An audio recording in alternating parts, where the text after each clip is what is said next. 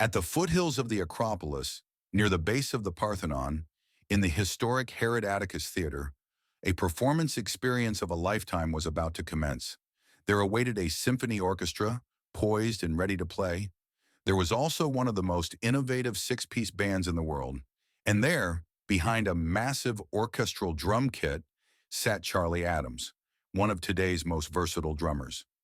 The reason all these musicians were assembled in this near-mythical Greek setting was a special series of concerts welcoming home a native son, composer, musician Yanni.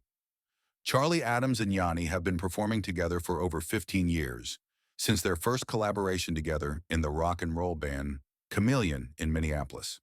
The concerts were a culmination of sorts for these two musicians, who have been making a unique style of music together, a blending of rhythms and melodies in a very contemporary instrumental way. The Royal Philharmonic Concert Orchestra from London, England, under the direction of Shardad Rouhani, swelled through momentous crescendos and hushed to quiet moments.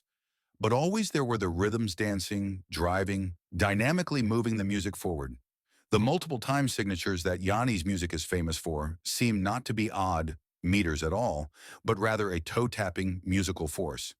Besides the fortunate audience members who were in Greece for those fabulous concerts in late 1993, millions of viewers saw the event broadcast over PBS stations beginning in the spring of this year, and millions more purchased a video cassette and compact disc of this historic concert, pushing it toward the top of the Billboard charts.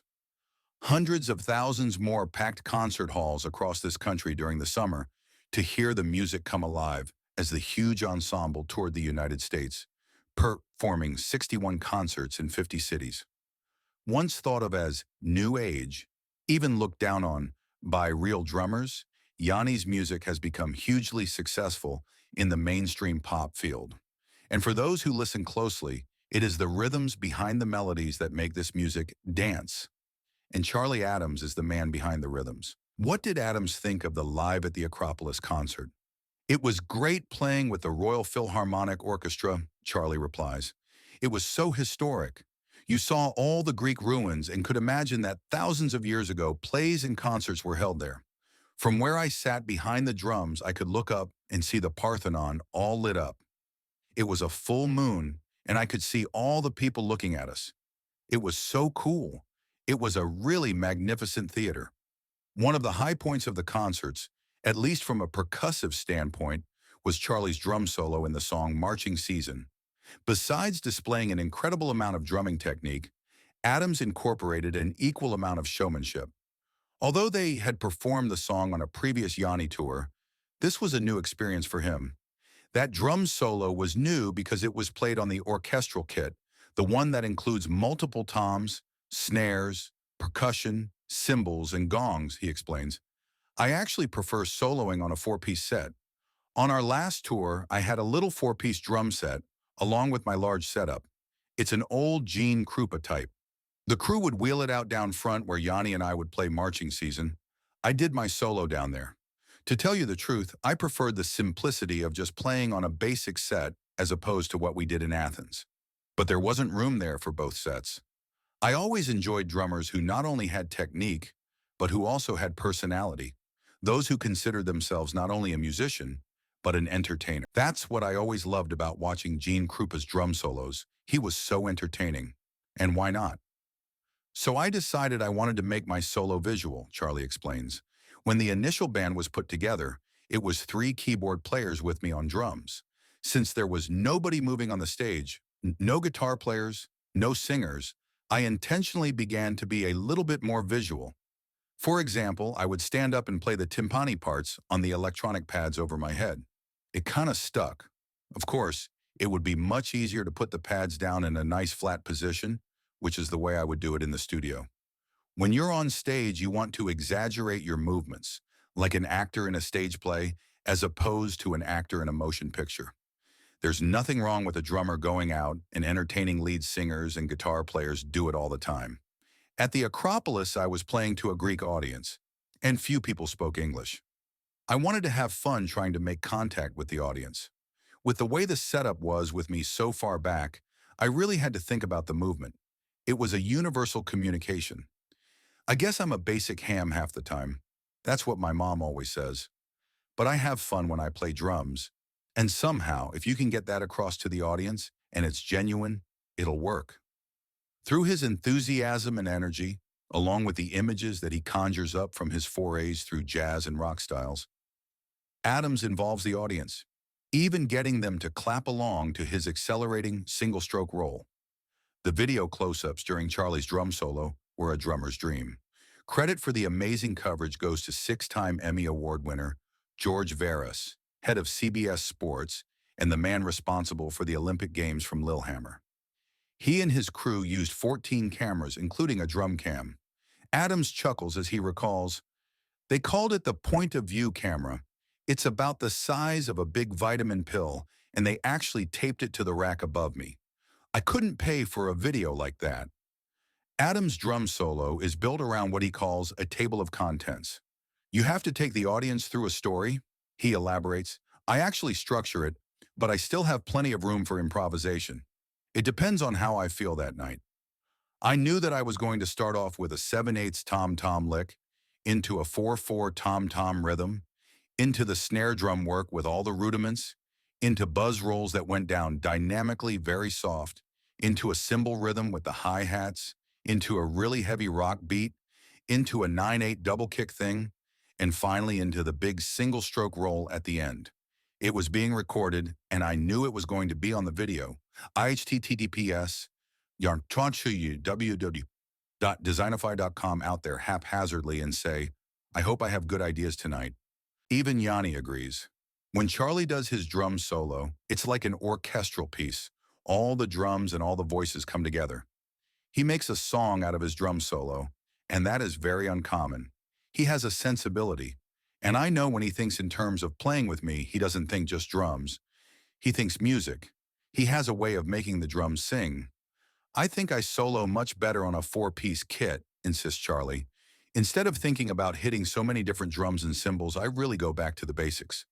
I think more dynamically. I think more about rhythm changes. It's like a keyboard player who's got a million keyboards and synthesizers, or just one piano. I always thought that the best drum mirrors I ever saw were the guys with just a 4-piece kit. The tonalities that Max Roach got out of a 4 or 5-piece kit, or Buddy Rich, Gene Krupa, Elvin Jones, John Bonham, or Ian Pace. It seems like almost all of my favorite drummers had simpler kits.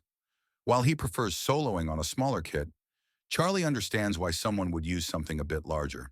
I'm using the orchestral kit with Yanni because I need all the different instruments for the songs. I need symphony chimes, samples, electronics, exotic percussion, and gongs. I need a marching snare and a normal snare and a piccolo snare. Would he rather create his solo in a recording studio or with an audience? I like it better live, Adams responds without a moment's hesitation, because I thrive off the audience's energy. They spur me on. I do enough studio things with Yanni and a few other artists, so there are enough session things for me to do when I'm not on the road. In the studio, I always feel it's just a little bit too planned and a little bit too clever. I have about 20 Buddy Rich albums, and the solos he did in the studio were never as good to me as his live solos. I think that's true of every drummer, whether it was Lan Pace in Deep Purple or Carl Palmer in ELP. I think live albums are better than studio albums because it's real. I remember one solo Buddy Rich did with the Boston Pops. They did a West Side Story medley. They played almost all the great Bernstein songs from West Side Story except one. And in the middle of his solo, Buddy was doing buzz rolls. And all of a sudden, I was hearing da-da-da-dum. Charlie begins to sing the melody to I Feel Pretty. He was doing the melody on drums. And I thought, what a great idea, because singing songs in your head would give you so many ideas rhythmical. Really. I used to sit down for hours and just analyze some of Buddy's solos. I imagine that all the great drummers think of melodies when soloing. Another thing I enjoyed about Buddy soloing was his use of dynamics. To me, the most interesting thing about music, after the melody, the chords, and the rhythms, are the dynamics. Maybe that's why I was always a sucker for classical music. I just love when they'd be playing double forte and then turn right around a second later and play pianissimo. It's much more emotional. And Buddy Rich was like that on drums.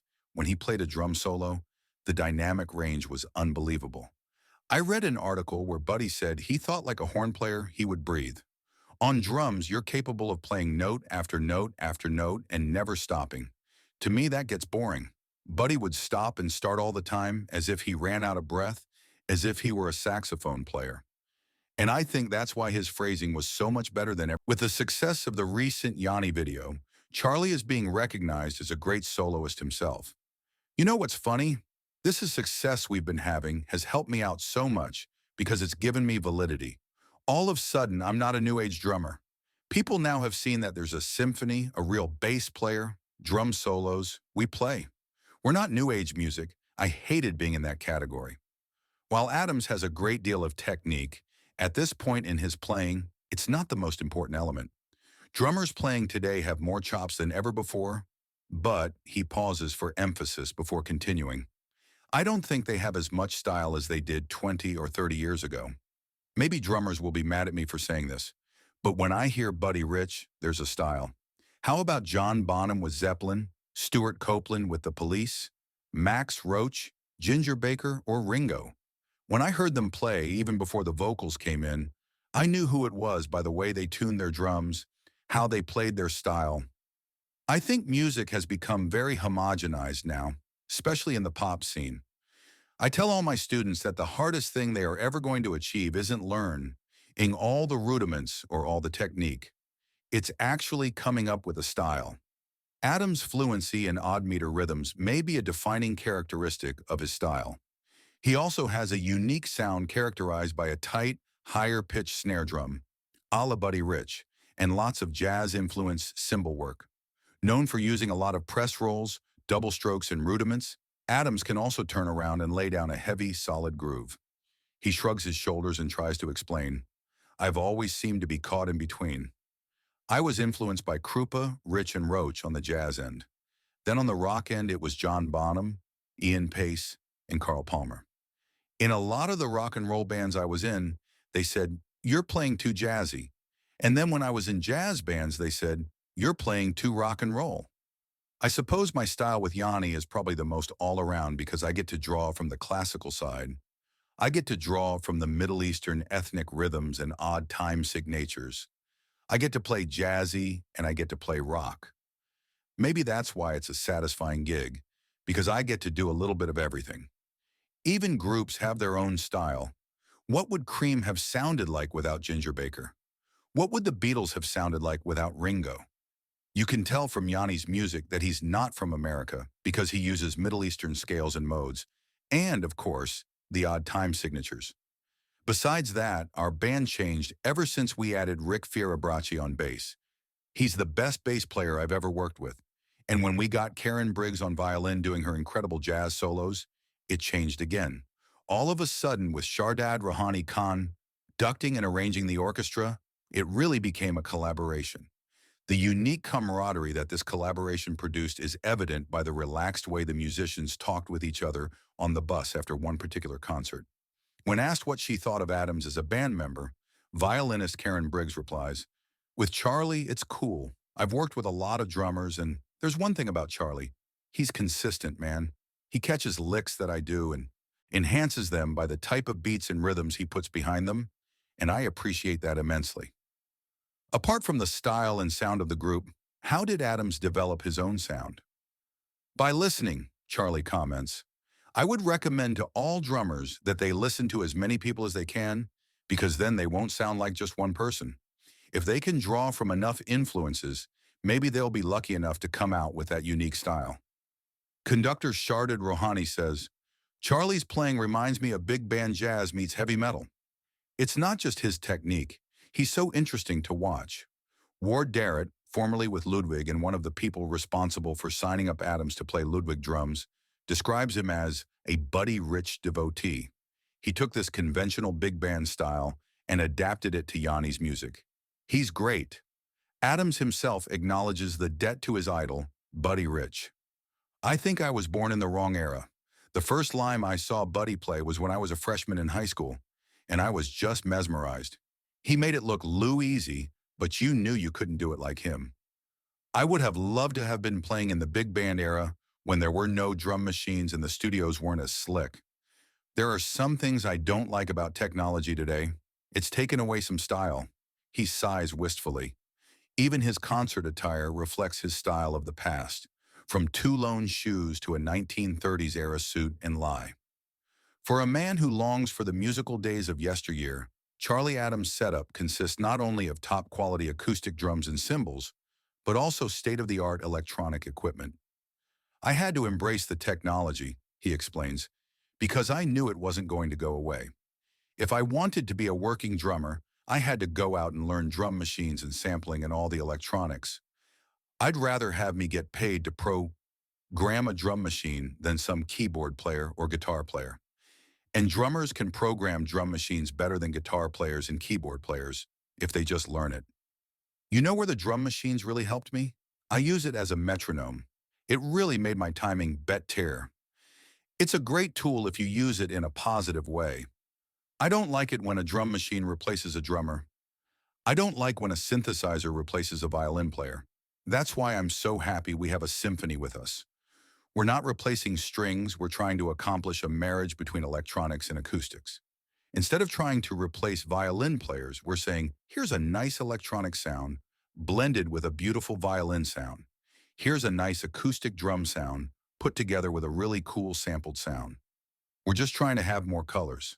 But if somebody gave me the power tomorrow to eliminate every computer and drum machine, I'd do it. Then everybody would have to go back and just play. Charlie's love of his instrument and profession is apparent not only when he talks about his equipment, but also by his actions when he's not on tour. He enjoys teaching private lessons, which gives him the ability to work one-on-one with other drummers, and he believes in giving numerous clinics each year in order to expose young people to the joys of drumming and music. As a teacher, I sometimes have students who can play things I can't play as well, but I'm like a director of a movie.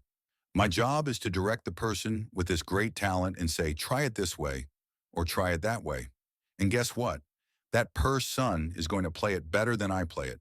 But my job isn't to play things better than everybody. My job is to let that individual realize his or her own hidden potential. I think that's a teacher's responsibility. I don't compete with drummers.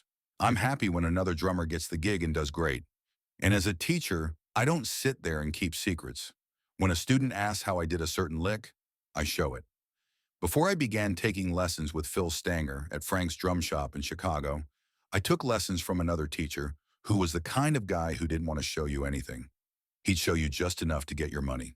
That's not a good teacher. Phil, on the other hand, is a great teacher. I especially like teaching little kids the best. They're the most fun.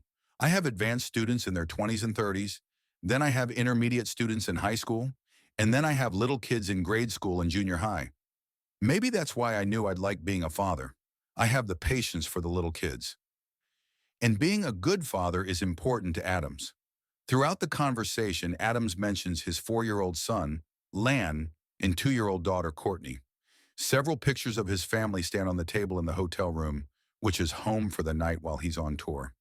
With his children in mind, Charlie Adams believes strongly in the school clinics that he does, and his sponsors were kind enough to support his idea of going out to the schools. Thanks to their continuous support, he was able to travel to many schools without charging them a fee. Ward Durrett summarizes Adams' clinics by saying, Charlie presents an accessible mix of rudimental drumming with state-of-the-art technology. I told my sponsors that these kids are the people who are going to take up instruments in the future, Adams explains. And of course, the band directors and the principals were totally receptive. I wonder why more drummers don't do this across the whole country. I'm doing it in my area, about a 300-mile radius from Nashville. Why can't some of the great drummers in LA, Chicago, or New York go out and start doing some clinics in the schools? I want to see my kids have as good a chance as I did. So maybe we have to give something back. It can't all be for profit. The experience I get is a great profit. It's very rewarding. I love doing the clinics and relating to the students. When I was growing up, I was always in a band, whether it was my own private rock band, a jazz band, or the symphony. Music was important to me, so I had no time to goof around. When I was out of school, every waking hour was spent playing in the rock band or being with the jazz band or whatever. My parents always knew where I was and what I was doing. I was real lucky. My mom and dad were very supportive. And today, I think that cutting arts programs from the schools is part of the reason we're seeing gang problems and crime right now. One thing we're taking things away from the younger generation. Adams's enthusiasm is contagious. I think music breaks language barriers. It breaks color barriers. It breaks religious barriers. You realize that people all basically feel the same about each other. I think musicians in general have always been more educated people, he theorizes, because music creates a discipline. To learn to play an instrument well, you have to have intelligence, focus, and discipline. And when you have to sit there and practice to get better to make a career, you're going to be a little bit nicer person. My favorite people are musicians. Actually, most of my closest friends are drummers. While Charlie's love of drums, drummers, and drumming is obvious, he's quick to point out the importance of the business side of music. I'd recommend all drummers get some business experience. You want to be a great musician, but at the same time, you want to take care of business so you can make a living. Let's face it, I have a love for music, but at the same time, I've got to pay bills like everybody else. I didn't want my drums to be a hobby. I wanted it to be a living. Drumming to me isn't a job, it's my career. If musicians in general, and drummers in particular, don't have the business end together, they're not going to last. I've seen a lot of great drummers who just ting, even though they had the talent. When I was in the band Chameleon, everybody in that band had a job. Yanni and Dugan McNeil were primarily working on the songwriting, and I was working on the business. I had to organize agents, get accountants, hire lawyers, have us incorporated, figure out how to get a certain amount of time off so we could record, find the money to record. I got us corporate sponsorships, and we eventually had a road crew. We ended up buying a semi and an RV. There were payments every month, and I had to deal with bankers. If we couldn't make it successful as a business, how could we make it successful musically? Why Annie's success has its good and not so good points. The best part about being on the road is the performance at night, Adams decides. That's the payoff. The hard part is getting on the bus after the show, driving all night, and waking up at 5 o'clock in the morning to check into a hotel. Then they wake you up about 3 hours later, you get back on the bus, go to sound check and a rehearsal, and then you go to catering to have a little dinner. Then it's time to do the performance, and that's a fun, and then you get back on the bus again. Adams grins at the thought. Sometimes we don't even know what city we're in. The hotels look the same. You don't really have time to be a tourist. On this tour right now, we're out for 3 months and we only have 10 days off. We play almost every night. It's kind of funny, he continues. People say, well, now you've made it. But the success was so gradual that you don't even notice it. Sometimes I think it was actually easier in the old days. You look back and get kind of nostalgic about the whole thing. Remember when we played that cool club and it was more intimate and we could talk to all the people? Now it's grown to such proportions. But the best piece of advice my father ever told me was, find out what you're good at, figure out a way to get paid for it, and you'll be much happier in your life. You don't want to work 40 hours a week at something you don't like just to pick up a paycheck. And he was right. Life's too short. It goes by too fast. I didn't want my life to be just a paycheck. I didn't want to have a job. I wanted to have a career. Plans are already underway for a world tour with Yanni, starting in Latin America in November, and then going to Southeast Asia, Australia, Japan, and Europe in 1995.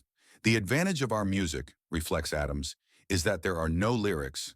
We have no language barrier at all. Why is classical music and instrumental jazz so universal? Because it has no language barrier. I'm in a fortunate position right now. When you think about drums and drum solos, there's no language barrier.